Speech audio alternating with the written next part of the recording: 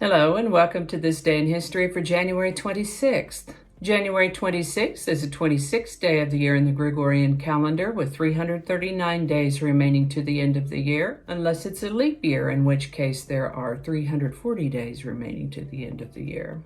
Looking at words that defy that I before E rule. You know the one. I before E except after C, or the sound of long A as in neighbor or way. Interesting that we have that rule from school, but most words that have IE defy that rule. The word we're going to look at today is conscientious. Conscientious is an adjective which means meticulous or painstaking, following one's conscience or scrupulous. The etymology of this word is from the Latin con, which is an intensive prefix, and cere, which means to know, ultimately from the Indo-European root ske, to cut or split, which also gave us schism, ski, shin, science, conscience, nice, and a few other words that I can't quite figure out how to pronounce without looking them up. Earliest documented use of the word conscientious is 1603. And with that, we're going to start in the year 1500. It is that Spanish explorer Vicente Yanez Pinzon had commanded the Nina during Christopher Columbus' first expedition to the New World. And on January 26th of 1500, he reached the northeastern coast of Brazil during a voyage under his command, making him the first European explorer to reach Brazil. In 1564, the Council of Trent established an official distinction between Roman Catholicism and Protestantism. On January 26, 1788, British settlement began in Australia. In 1837, Michigan was admitted as the 26th U.S. state. Interesting that it's the 26th state admitted on the 26th. The first prohibition law in the history of the United States was passed in Tennessee on January 26, 1838, making it a misdemeanor to sell alcoholic beverages in taverns and stores.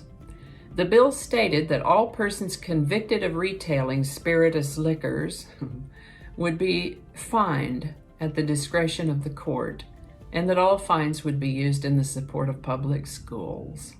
This is the birthday of Austrian-American singer Maria von Trapp, who was born on January 26, 1905. If that name is familiar to you, it might be because you've heard of her 1949 book, The Story of the Trapp Family Singers, which inspired a 1956 West German film, The Trapp Family, which then inspired the 1959 Broadway musical, followed by the 1965 movie, The Sound of Music.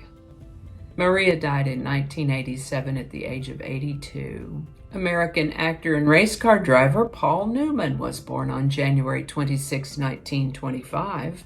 He's also known as a director, activist, and businessman, and co-founder of Newman's Own Brand, which you can still find in your grocery stores today. Paul died in 2008 at the age of 83. And I think that's going to do it for us today. Thank you so much for watching. Consider subscribing if you haven't already. Feel free to share this video with a link in your email, messaging, or social media.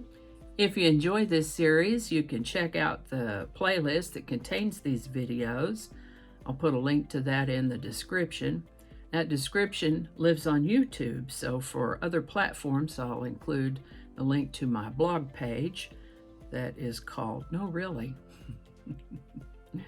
You can also find me on Rumble, Parler, BitChute, and Getter. All those links in that description. Alrighty, that's all I can think of right now. Thanks again, and I'll see you next time.